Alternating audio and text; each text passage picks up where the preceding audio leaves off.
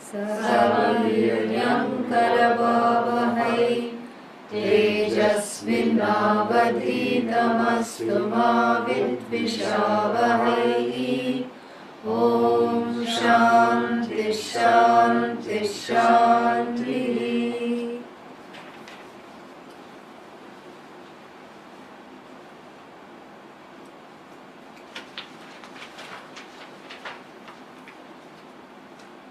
In the last verse, number 9, we saw how the knower and the known, what are they? One and the same. Yeah. The knower and the known are one and the same. We think there are two things. We say, okay, I am the knower, this flower is the known. This is an object of knowledge, I am the subject. But really speaking, the knower, known, and the process of knowing is all one Brahman that is manifest as many without undergoing any change. That we saw. And we saw that I think for 3 classes in a row. Correct? Yeah, because it was a very long and extended verse. Now the next mantra, deals with the fact, with the reality of how can the two be one and the same, because the known is kshara. Kshara means what? Subject to decline. Kshara means that which is subject to decline. And the knower is akshara, not subject to decline. Correct? And so how can you say the knower and the known are one and the same? How can the perishable, kshara, that which is subject to decline, and the imperishable, akshara, be one and the same? Because what is the characteristic of the perishable? It is finite. That's why it's called perishable, Starting with food items, it says, please refrigerate immediately, it's perishable. Even in the fridge, it will perish. It's not that in the fridge it is going to gain amritatvam sitting in the fridge. It's not. But, if you keep it outside, it is definitely perishable even more quickly. So items, milk, cheese, all these milk products, you have to immediately put them in the fridge. And so that is perishable. And then what is the one that is imperishable, akshara, is not someone who is sitting in the fridge, but someone who is free of any kind of limitations. Who is that? The one who cognizes the perishable happens to be imperishable. And here very nicely it says all that is just one. The jagat, which is kshara or akshara. What is the jagat? Kshara. Jagat is kshara. And then what is akshara? The one who says Jagat is Kshara happens to be Akshara, imperishable. Right? And so this is very interesting, because then the question can come, then where is Ishvara in this equation? Of course Ishvara is imperishable, and then the Jagat is perishable. And what about me? You are Ishvara. Yeah, but then I seem to have an amalgam of the perishable and the imperishable. I seem to be a composite of the perishable and the imperishable. So when I say I, then, what do I mean here? That is what we have to ask. But here, the jiva is gotten totally mixed up about what the I is. So if you ask the jiva, what are you? I am a mixed up fellow. What is this mixed up fellow? Happy, sad, mix up. Perishable, imperishable, mix up. And a lot of people will think that way. The Atma in me is imperishable, but I am perishable. This is how they will talk. Correct? And so to relegate all these various things.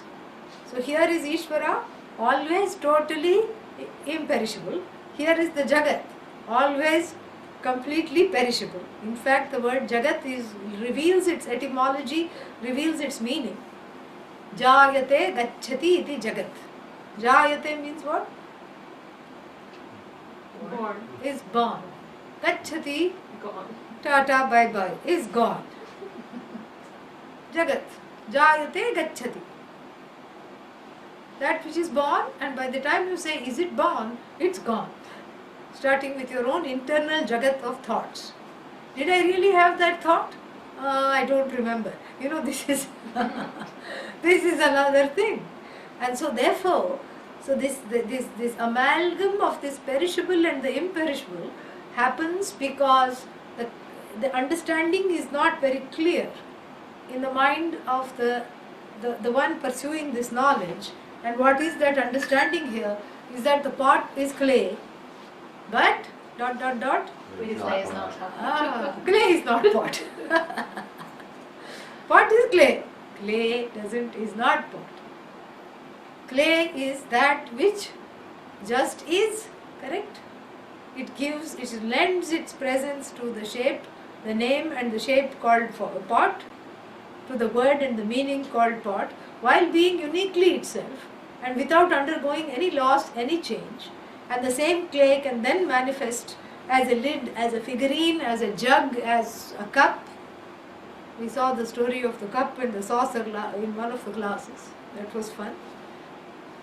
So, like this, it can manifest into various things without being any one thing, correct? And so, pot is clay. Pot is clay. Clay, from the standpoint of the pot, it's intrinsic to the pot. But pot is not intrinsic to the clay. Pot is an incidental expression of clay. This is very interesting. But the pot will not say the clay is, incidental to my existence. No, the clay is intrinsic to my existence. Without clay, I am a nobody. Already it feels like a nobody. When you take away clay, what will be left in my hand? Just a shape. Not even a shape, because you need a substance to mold the shape. You take away clay, there is no pot. But do you take away pot, is there clay or not? Clay is very much there. So this is what, the next mantra wants us to understand. And it's not as involved as the one that we saw earlier, and not as difficult either. So you can all relax and listen, because the last one, the Shvetashvatara is like that. It is very difficult in the beginning. It's not easy. You have to listen carefully, and then as you go along, it starts to get, it loosens up. Maybe because we have loosened up, so it gets more relaxed. So here, having said this, next one, verse number 10. Ksharam pradhanam amritaksharam haraha. Ksharam pradhanam amritaksharam haraha. Ksharatmana vishate deva ekaha. Ksharatmana vishate deva ekaha. Tasyabhidhyana yojanat tattva bhavat. Tasya vidyanat yojana tattva bhavat. Bhuyaschante Vishvamaya nivrittihi. What is akshara? Ksharam pradhanam. Pradhanam means matter. The material cause of the jagat, like even the material cause of this pot, which is what? Clay, is perishable. So the material is perishable.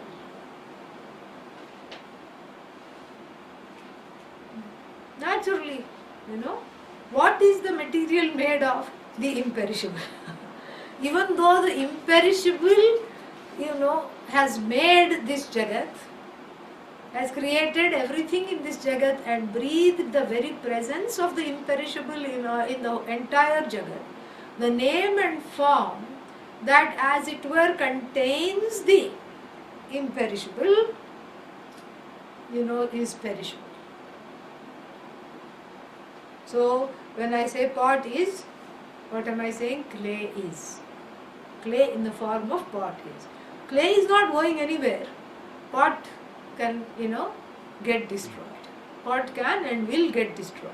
Similarly, when we change the metaphor and say flower is, Flower is, what is this flower?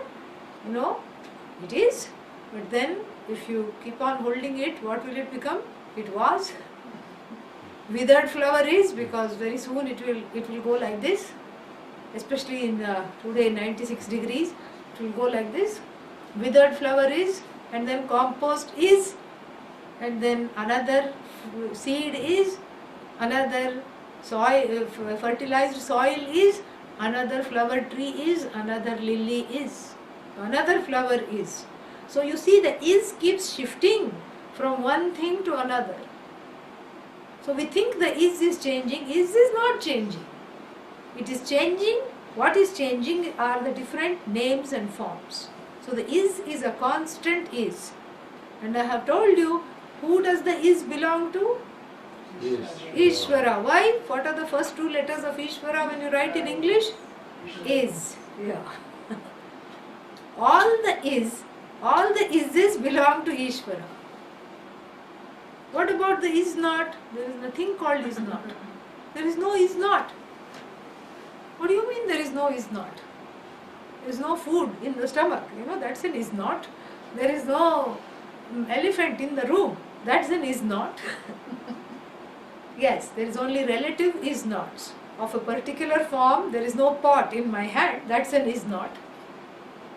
So when you say what and where, you can have a relative is not, but there is no absolute is not. As soon as I say nothing is, I advertise myself as the imperishable. You cannot deny yourself. If you say nothing is, you have to cancel yourself out. You have to put a cross. Are you able to do that? No. Why? Because in declaring that nothing is, you are shouting out your own existence. The Taittiriya Upanishad says, Asanne vasabhavati asad brahmeti veda chet asti brahmeti chet veda santamenantato viduriti. Asat eva sabhavati. That person becomes non-existent, as it were. Oh, who is the person who becomes non-existent? Asat brahmeti veda chet. The one who says, or the one who erroneously cognizes that there is no Brahman, there is nothing imperishable, there is nothing akshara, there is no Brahman, there is no Ishvara. The one who says is denying, really, they are not really insulting Ishvara or Brahman, they are denying their own existence. So if you say there is no Brahman, it's the highest form of denial, because you are declaring yourself to be non-existent.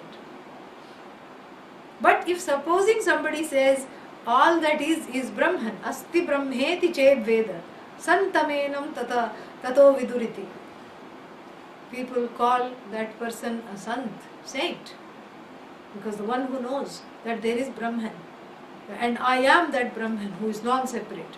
This is what the Taittiriya Upanishad says. So, really speaking, the paradox of the whole thing is very beautiful. The perishable and the imperishable, it's a wonderful paradox. All that there is the imperishable. But then why are we speaking of the perishable? Because it is here available for objectification. It is available on the level of the empirical reality, all these perishable things. And so to account for them, we have to sort of see them. It's like Vedic mathematics. Nowadays it's a big fashion, for Indian children, especially those living in the United States, to study Vedic mathematics. In every city they tell me, whenever I go, oh, my child is studying Vedic mathematics. It's old, there are Pythagoras formulas, everything, everything came from the Veda. That is what the whole idea is, numbers, everything. So the Vedic mathematics they are studying. But this is Vedic magic, really. Because while the pot is right in front of you, I can say it is not there. What pot? Which pot? No pot. You don't need any tricks. This can be made to disappear. Vedic magic and Vedic mathematics is 1 plus 1 is 1. So the imperishable plus the perishable, there is no such thing. It's like saying Satyam and Mithya are going to get married. One is non-existent, one is existent. So how are they going to have? How are they going to even get married? What is the basis for this union? There cannot be a union. So all there is Sat. All there is the imperishable. But then the perishable, here is available for objectification. And so it stands in the way of the student trying to learn that all that there is the imperishable. Even as one is learning all that there is imperishable, you hear noises outside. Cooking smell comes from the kitchen, so you cannot deny that there is something nice cooking over there. So therefore, we have to, quote unquote, account for this so-called perishable in a way that does not hurt our understanding of this oneness. That is the whole idea. And so this reckoning or this accounting is explained in this verse, that this the material, the raw material used in the fabrication of the Jagat is perishable. It's what is called Kshara. Ksharam Pradhanam. Pradhanam means the matter which is inert, the matter that is used to craft this Jagat, the matter of which this Jagat is made, it is perishable. And then Amritam, Aksharam, Haraha, from Hr to take away. Very interesting use of words for Brahman, for Ishvara. Harati iti Haraha. Oh, and Hara is the name for Lord Shiva also. Oh, but I don't like Lord Shiva. Okay, Harihi. What is Harihi? Harati, the same root verb Hr, to take away. Hr becomes Har. We saw that yesterday. Why? Because it takes guna. The guna for R is Ar. So when Hr takes guna, it becomes Har. Har plus A plus Ti. Harati. Harati Papan. The one that, Papani Harati, all the papas, the one who takes away is called Harihi. Oh, but I don't like Krishna. Okay, Haraha. Same root verb. No difference. Same root verb, Hr, to take away.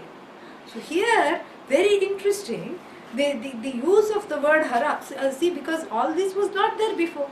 All this, we didn't have this Shivopasana or anything right in the beginning. See, we didn't have this word Hara at all.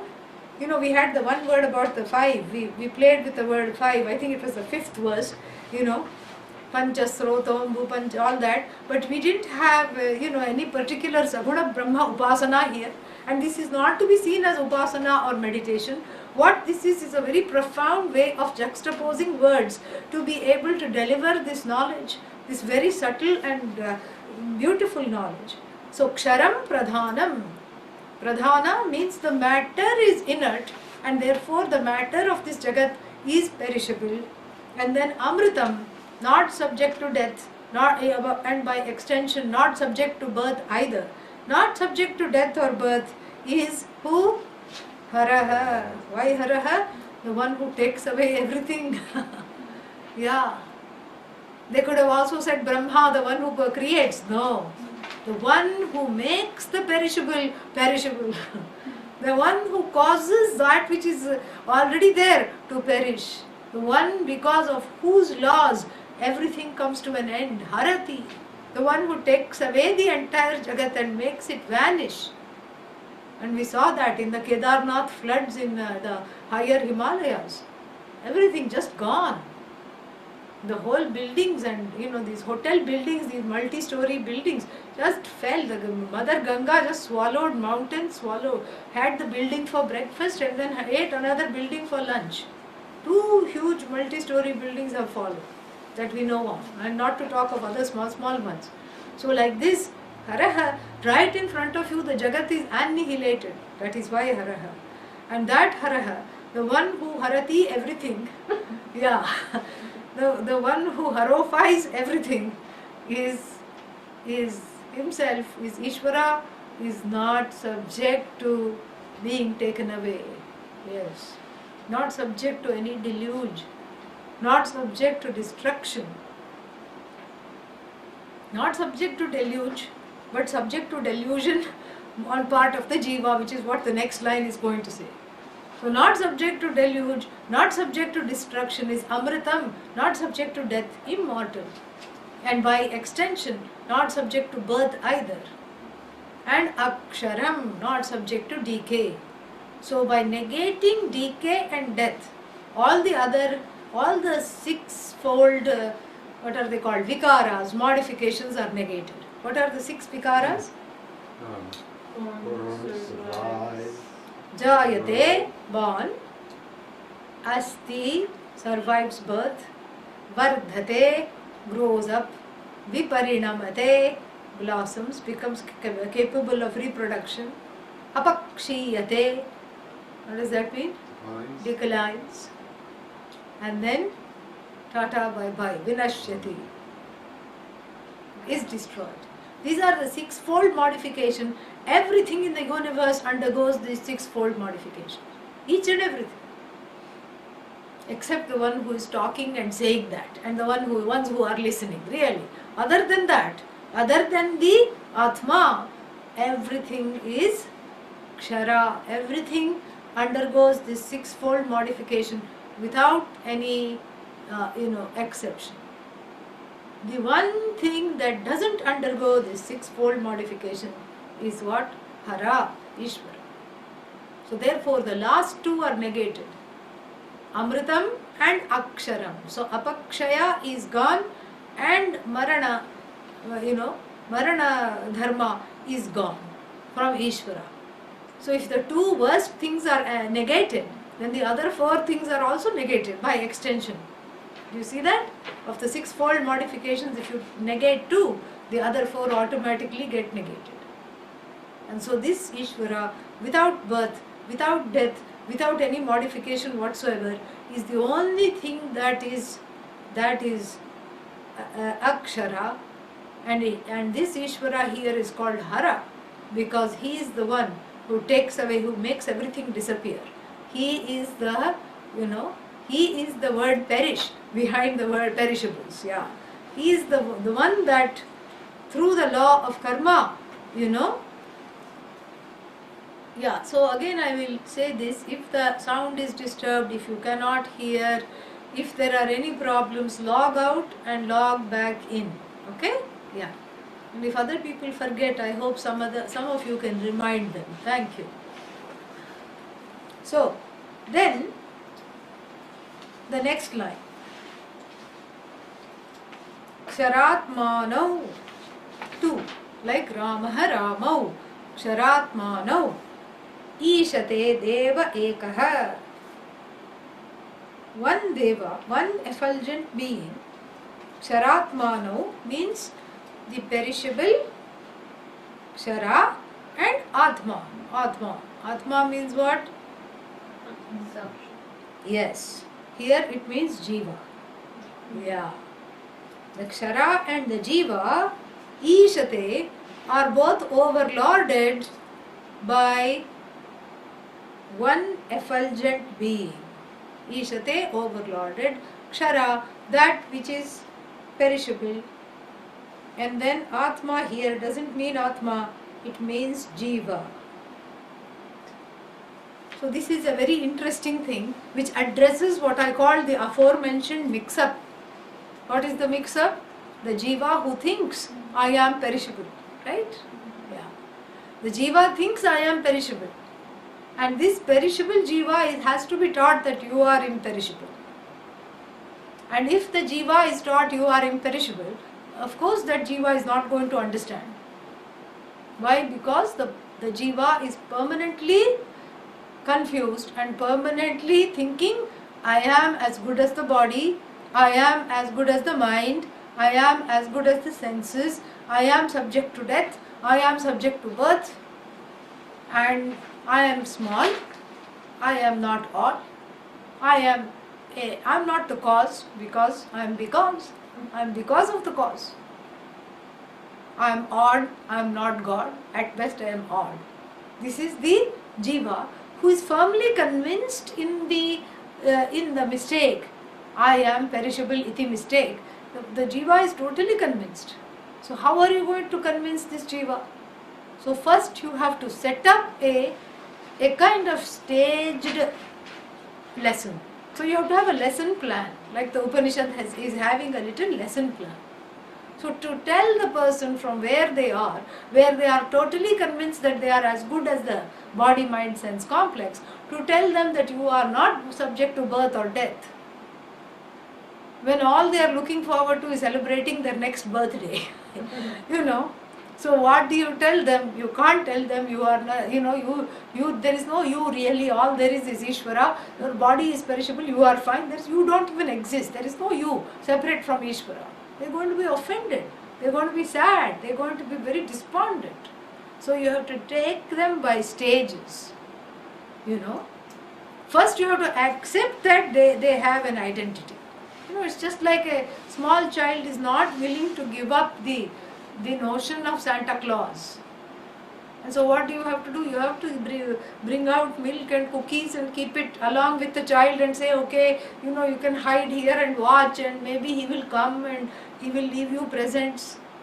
And you have to buy into this notion that there is Santa Claus, when you very well know that there is no Santa Claus, and you would also like the child to grow up, because you are not, you feel like this child is old enough now, enough, okay, we had all that, now it is time to see that there is no Santa Claus. I am only buying your gifts and putting it in the socks, not socks, what are they called? Stocking, yes. So I am the one putting it in the stocking. So like this, if you tell, it's not even going to understand, it will be in denial about it. So until it is ready, you have to pretend that there is a Santa Claus, correct? Yeah. So that is how here also the Upanishad pretends, yes, there is a jiva, yes, you are a jiva, I can see why you are a jiva. And see, you have a separate body, you have a jiva, you are a jiva, okay. Because you are not ready to accept you are not a jiva. So then the Upanishad also is forced to come down to that level of teaching. The person who is not convinced, doesn't believe that I am not a separate entity, all that is here is just one thing. And so the Upanishad goes along and says, let us not go straight to this extreme teaching. And what is the extreme teaching? The Jagat is gone. What? There is no Jagat. What? Exactly, there is no Jagat. What happens to the Jagat in sleep? No, it is there waiting for me the next day. Do you know that when you are asleep that it is going to be waiting there for you? Oh, do you know that? You just hope it's going to be waiting for you, that's all. You don't know it's going to be waiting for you. And maybe you will wake up one day and not recognize where you are and say, oh, I think kuch ho gaya hai, something has happened, I'm not in the same place. You don't know it is waiting for you. And you are so fast asleep that you could be moved from one continent to another, like in the transcontinental aircraft, you went to sleep when you got on the plane in Portland, and then you woke up somewhere in Europe. You didn't know. You were totally moved from, 5,000 miles from one continent to another without having a slightest idea. And so, what Jagat are you talking about? Where is the Jagat? Show me where it is, At best you can say it is here, idhar hai, right here, in between the temples, that there is the Srishti, there is the Jagat. If you think something, if you think there is really Srishti, means creation, you have to change your drishti, your way of looking at it. Yeah. That's all it is. And so, who is able to take this, tell me, Already people are scared of Vedanta because of this reason. And so, so therefore the Upanishad tries a very time-tested and a wonderful way, so from Moksha Express, we go to Moksha Milk Run, we slowly go on the slow train and do this in stages. So first we accept that there is perishable and imperishable. We accept the divide not as an ultimate truth, but as a working hypothesis which is going to be dismissed with later on. Later means when you are ready to wake up to this. Yeah, that is when. So first we accept, because working hypothesis you can say anything.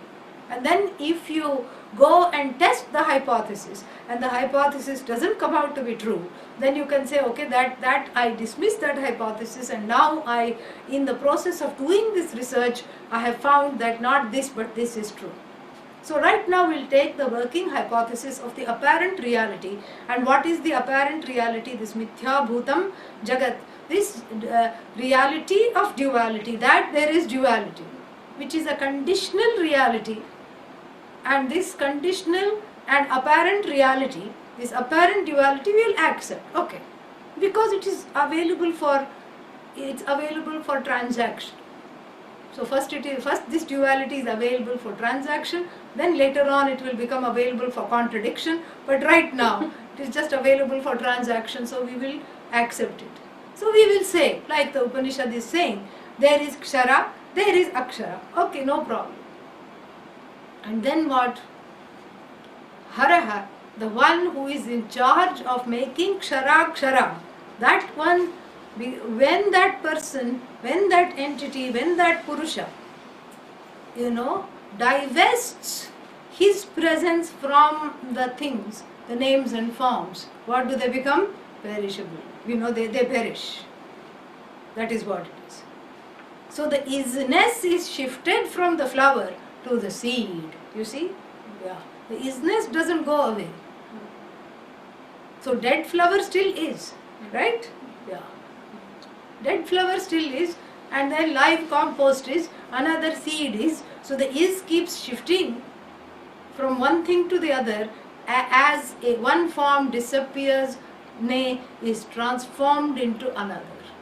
So we accept that. That is one part. So that's why the word Hara becomes very holy here. It's a name for Ishvara, the one that makes everything go away like that. That is Hara. He takes Eka Poshanam of the Jagat, just like you take Tirtha. He sips the entire Jagat. One sip, it's all gone. This is Hara. And then what? This Hara is effulgent. This effulgent being. How many Haras are there? One. Ekaha. Second line. See the second line. Ekaha Devaha. So the Hara has a synonym in the second line. Eko Devaha. So that one Bhagavan here in the form of the self-effulgent being, the one who is all knowledge. Knowledge of what? How to make the perishable perishable. Yes. That knowledge, how to make this Jagat infallible. The one who has the infallible knowledge of the Jagat. The one who has the entire Jagat spinning. The one who makes the Jagat what it is. This Ekaha Devaha Ishate. Ishate means what? Overlords, rules. From Ishu Palane, the one who has Aishwarya, the one who has total overlordship over everything. Ishate. So this Ishvara, here called Hara, rules and overlords. What does this Ishvara rule? Only two things. Kshara, everything that is perishable, and then the one who complains that everything is perishable. Jiva. Yeah. So you see, instead of there are different approaches. This is called prakriya. Prakriya means teaching methodology. So in the Upanishad, there are many prakriyas in the teaching. One is called Karya Karana Prakriya. Karya means effect. Karana means cause. Cause-effect Prakriya. Cause-effect methodology. The effect is non-separate from the cause. Cause is not effect. This is what we keep repeating here all the time. Pot is clay. But ... clay is not pot. So this is called Karana Karya Prakriya. One, methodology. And the other methodology is called Avasthatraya Prakriya. A methodology by which the invariable in all three states of being. What are the three states of being? Sleeping, sleeping, sleeping. No? What are the three states of being? Sleeping, waking, sleeping, dream. Yeah. So in all the three states of being, only one person is inhabiting, correct? You don't say my neighbor got up, I went to sleep. But my neighbor got up and this side neighbor had the dream. No? Or I had my friend's dream. That never happens. Whose dream is it? Your dream. Whose sleep it was? Your sleep. Who is waking up right now? You are waking up. So the invariable, the states of being are variable, and the one who inhabits these states of being is invariable. This is called avasthatraya prakriya. And then we have another prakriya, anvaya vyatireka. This is also anvaya and vyatireka. Vyatireka means variable, anvaya is that which inheres through everything. If this is there, that is there. If that is there, this need not be there. Like that. That pot clay prakriya, like this. So like that there are, and then there is neti neti prakriya. What is neti neti prakriya? Not this, not this, not this, not this. So by negation, yat tadadreksham agrahyam avarnam agotram apanipadam, that which is not available for sight, not available for smelling, not available for hearing, that which is the truth of the whole jagat, like that. So which negates what the Atma is not, that prakriya is there. And here there is another prakriya, a nameless prakriya, which accepts conditionally for the time being the duality, only to falsify it very quickly, like in the next verse, in the next mantra itself. Yeah. So here the kshara and the akshara both are there. We see that because it is available for sight. And then the one who overlords over everything that is kshara is this hara, also called eko devaha. You know, and this ekaha and devaha, these two words you please keep in mind, because these are like the key words in the Shvetashvatara Upanishad. They keep repeating, and that is how we understand this has come from the Shvetashvatara Upanishad. It is going to later conclude eko devaha, same ekaha devaha, sarva bhuteshu gudhaha, sarva vyapi, sarva bhutantaratma, sakshi karma adhyakshaha, sakshi cheta kevalo nirgunascha. She is going to conclude later. That same eko devaha that started here in verse number 10 is going to go all the way through, and again in the middle also it is going to come. Which means what? Here we are seeing the eko devaha as a separate entity. From who? From the one that is kshara, which is the jagat, and the one who is observing the kshara, which is the jiva. A provisional, a provisional definition here. A provisional understanding. So the jiva, jagat and Ishvara, this triad, this threefold difference or distinction is conditionally accepted because the person who is studying is not ready to give that up. So then you have to take them the back way. You know, if you cannot go through the front door, you have to open the side door, right? Garage door, back door, and you have to take them through the, Upanishad cul-de-sac, Vedanta gully, you have to take them through the back door. And so this is exactly what she is doing here, this Upanishad. And so what is being posited in the second line is that the kshara is jagat, correct? Mm-hmm. And then the one who says this is all kshara, the jiva, both of them come under the spell of Ishvara. Yes. This is very, very interesting. Both of them come under the spell of Ishvara. Meaning you wake up in the morning and then what happens? Sudden backache. Yeah. Yesterday was okay. Today is not okay. Tomorrow, who knows? And then every day new complaints. And then suddenly very hot. Suddenly very cold. Suddenly rain. And in Eugene, once it starts to rain, that becomes akshara. So sun becomes kshara. You see? So like this, we are under the, as a jiva, the jiva is under the spell of the season, The jiva is under the spell of all the laws. The jiva is under the spell, under the ishatvam, under the overlordship of the law of karma. And what is this deva other than manifest as all the laws? So the law of karma states that as you sow, so shall you reap. And then there is the law of dharma, which is the opposite, the other side of the law of karma is dharma, how you should live. And then if you go against that, not such good things happen. And then there are all these, pratibandhas based on one's own karma. I want to do this, but I don't want to do, I cannot. The strangest fancies come in the heart, People want to climb a mountain, but they just feel oxygen deprived even at sea level. So this is not a qualification to climb the mountain. But this is the karma, this is the karmic thing, starting with one's parentage, one's body, why this body, why female body, why male body, why dog body, why cat body, why everything is as it were ordained. And the whole life is dodging the laws of Ishvara, or trying to pray for those laws to not come under the spell of those laws.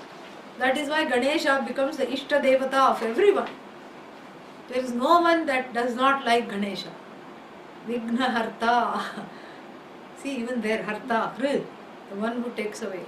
Vigna, the one who takes away obstacles. So Ganesha, that's why it's first invoked, because every life, every person in every life perceives that a number of obstacles to gaining what they want in life are too many, and you cannot really gain what you need, what you want. This is the problem. And therefore we have a lot of we have a lot of ways in which I want to do so many things, but I can't. I have so many ambitions, but there is always a big roadblock. And this is the jiva, the one who experiences life in the form of a series of hurdles and a series of roadblocks. And the one that becomes desperate, and the one that is endowed with ignorance and thinks of itself as finite as kshara. And so why does the Upanishad put this kshara, put this jiva along with the kshara? See, kshara and atma are together in a seeming contradiction. The Upanishad doesn't put, it is where one has put. Upanishad is just corroborating that you are looking at yourself that way.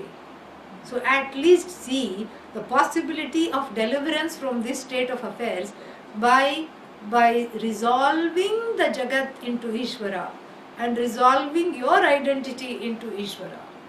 So first you may create a duality, Kshara and Akshara. So you create the duality, that which is perishable and imperishable. In the perishable you put the fellow that thinks himself, herself to be perishable. And then you unite the two later on by saying the perishable resolves in the imperishable. That is the idea. So that is what one has to do, is that you set up a different stage where this overlordship becomes a thing to be contented with.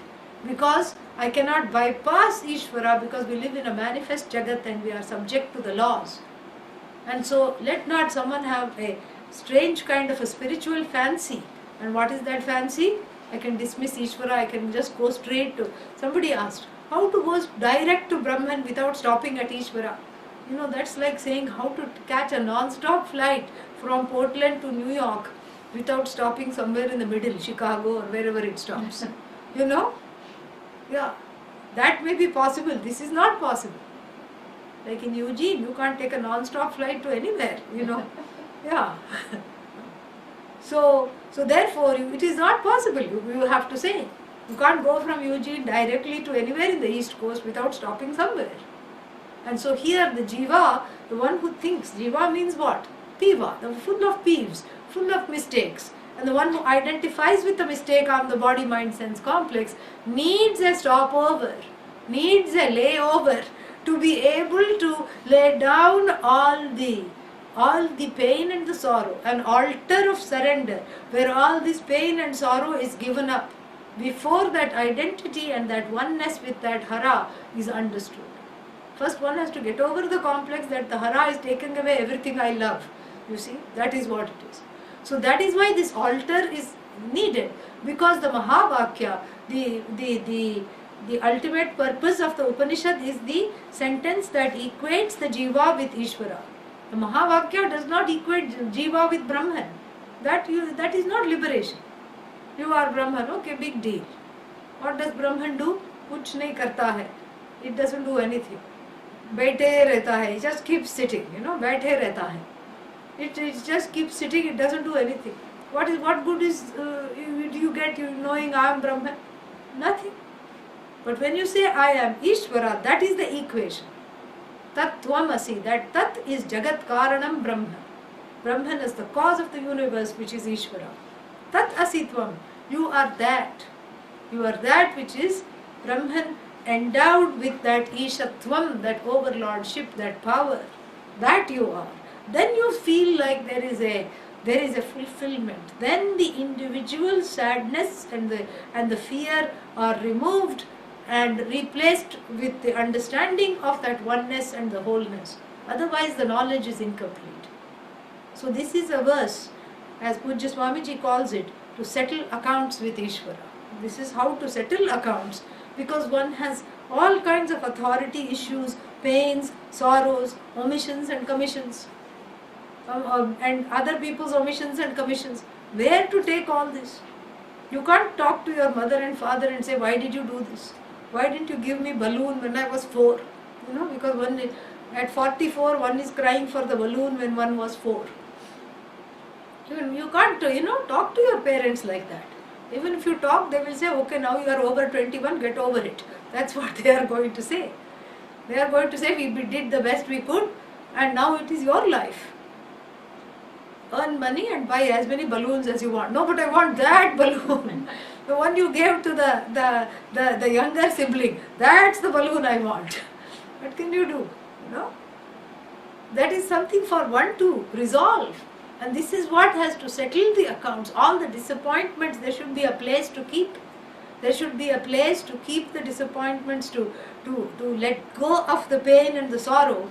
And that is the altar of that which is called Hara.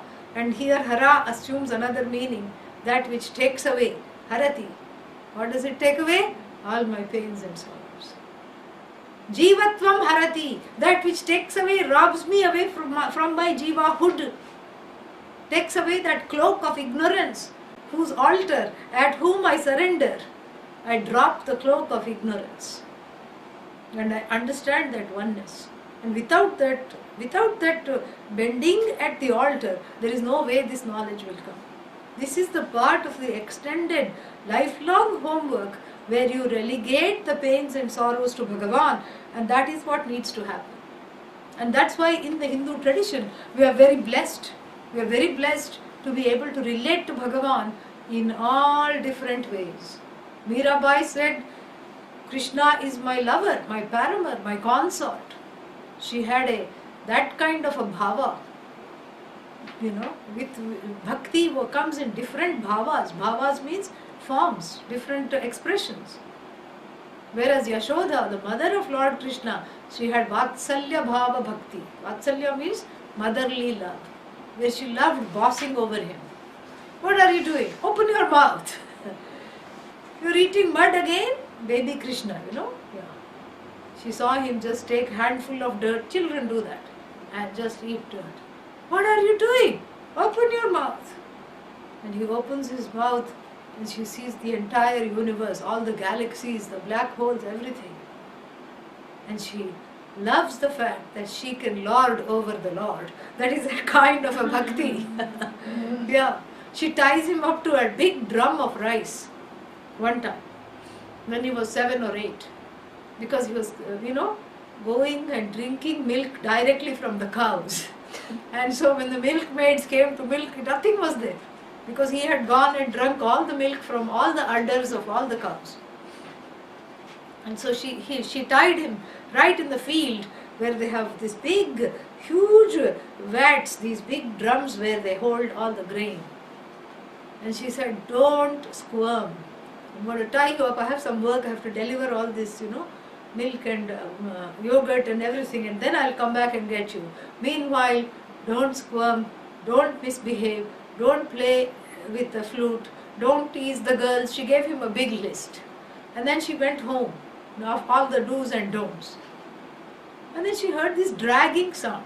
And this young child dragged that entire thing and came home and said, "What was the third thing you asked me not to do?"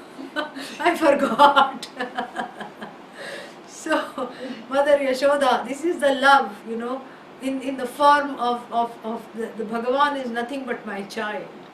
And likewise you can say Bhagavan is my mother. This Matra Bhakti is there, the Bhagavan as the mother, Bhagavan as the father. And so all this is very much, Bhagavan is my friend. You can do all kinds of things. And there is one story where this child was told by, he was an orphan, and he was told by whoever was taking care of him in the orphanage, because he said, "I miss my parents, I'm so lonely." And whoever was taking care of him, the orphanage staff person, said, "Imagine that Krishna is your friend. Imagine that he's always with you and always going to school with you and sleeping with you and waking up with you. And when you are swimming in the river, you throw some water on him. And you just see that he's also throwing some water on you. And then, and then when you play tug of war, he's on one side, you are on another side, and you can just have a lot of fun with Krishna." And this is what happened. And he kept, having that. And there is a very nice story about that. That when he was in danger, Krishna really came and helped him. That is the story that is told to children. So that is called Bandhu, Sakha, that friendship kind of a thing. But it doesn't matter what the relationship, but that one needs a relationship with Isha, with that Ekaha, with that Deva, with the one who is manifest as Hara, the one who takes away everything. Sometimes everything that I think I love, the one who takes away, I have to have a relationship. And that is why all our Bhagavans are made of stone, marble or stone. They don't talk back, they listen. They listen and they absorb the pain and the sorrow and the fear and set you free. This is what is called settling the accounts, where I lay down at the altar my own subjectivity, my own filters, and the infrastructure and the fraudulent and non-functioning infrastructure of subjectivity, that and smallness that keeps me from understanding I am the whole, keeps me from this oneness. So that is why the Jagat and the Jiva are put in clubbed together as one in the second line. And then Ishate Ekaha Devaha, this one Lord overlords all this. And then what? Tasya Abhidhyanat. Abhidhyana means worship. Only through the worship Tasya of this Hara, only by worshipping this Bhagavan, that is Akshara, then what happens? Abhidhyanat Yojanat. Yojana means gaining that oneness, that relative oneness where all the limitations are surrendered at the altar, that is limitless. And when the limitations are surrendered to the limitless, what remains? Limitless only can remain. How can the limitless, how can the limited remain? The limited is just it resolves into the limitless. So Abhidhyanat, Yojanat, and then what? Tattva Bhavat. So three things. Abhidhyana, worship. Yojana means the cleansing away of all the pains and sorrow. The oneness, gaining that oneness through the cleansing away of pains and sorrows. And then the third thing, Tattva Bhava. Tattva means here knowledge. By gaining the knowledge, by gaining that Tattva. Tattva means thatness. Tattva Bhavat. By gaining that knowledge that I am Him, I am this Bhagavan alone, there is nothing other than this Bhagavan, and that includes me. Then what happens? Vishvamaya Bhuyaha. Bhuyaha means the again. Bhuyaha. Bhuyaha means again. Again, ante, at the end. Here this is very interesting. At the end of what? At the end of what? End of avidya, not end of life. Yeah, at the end of the ignorance, after gaining of the tattva, avidya nivrittihi, avidya nashat, vishvamaya nivrittihi. So the maya resolves along with avidya, and suddenly this maya has been introduced. So we have to look into that, at length. So the cessation of maya. And when does the cessation of maya takes place? Tattva jnanat. Bhava means jnana. Tattva jnanat. When the truth of Bhagavan as myself is recognized. And what do I need to do to recognize the truth of Bhagavan as myself? I have to do two things. Abhidhyanam, worship, which includes meditation. And then what is the other one?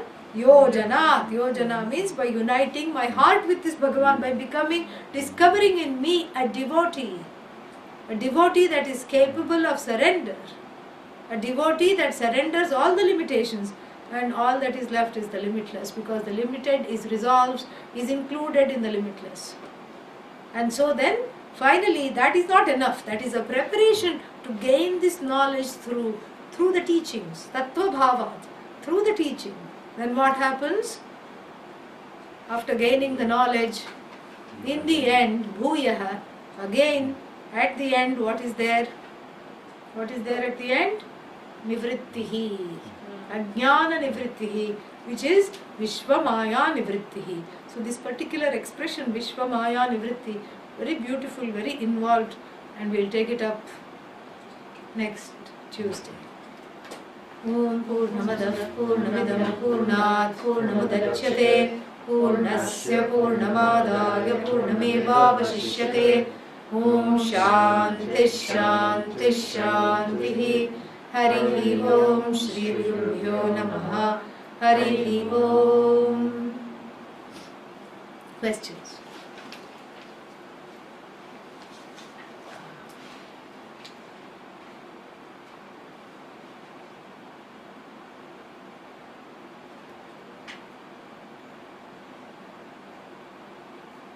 Any questions are there? Number 10, I think. Which verse were we on? 10.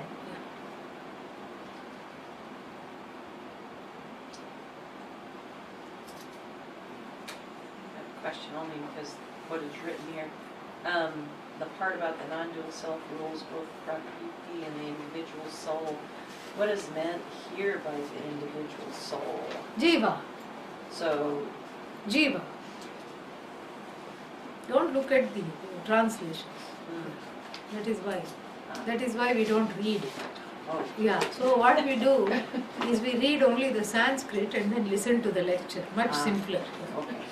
Could you please explain why it is Hara and not Lord Brahmaji? Because Brahmaji is associated with creation, which is a pleasant thing.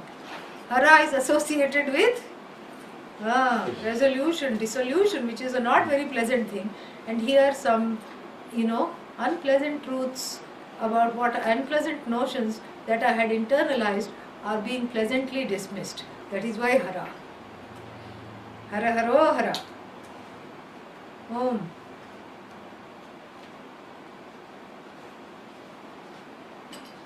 Any other questions?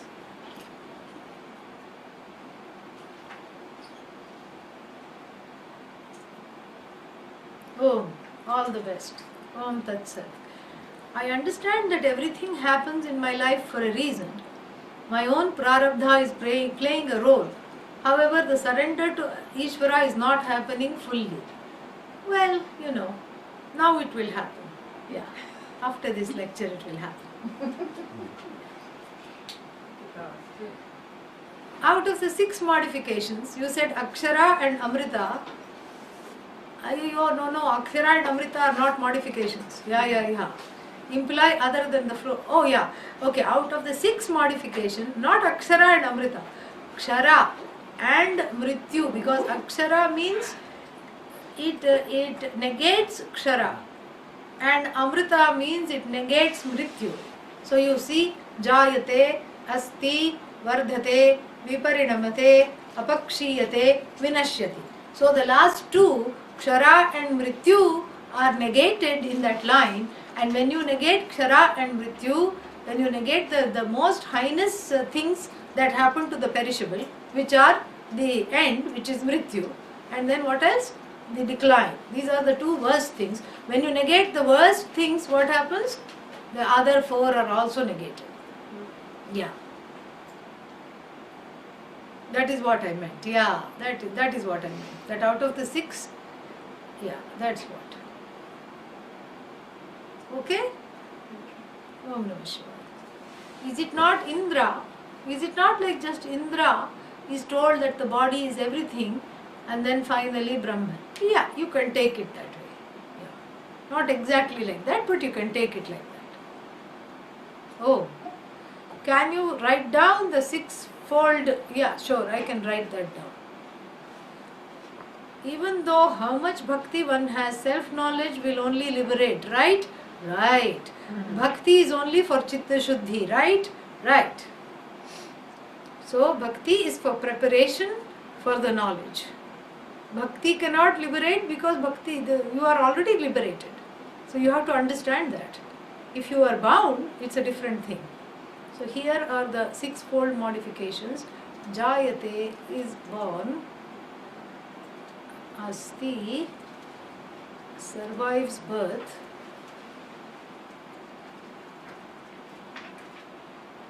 Vardhate grows up. Viparinamate blossoms, reproduces. Apakshiyate declines, and vinashyati is destroyed. Those are the 6-fold ones. Om.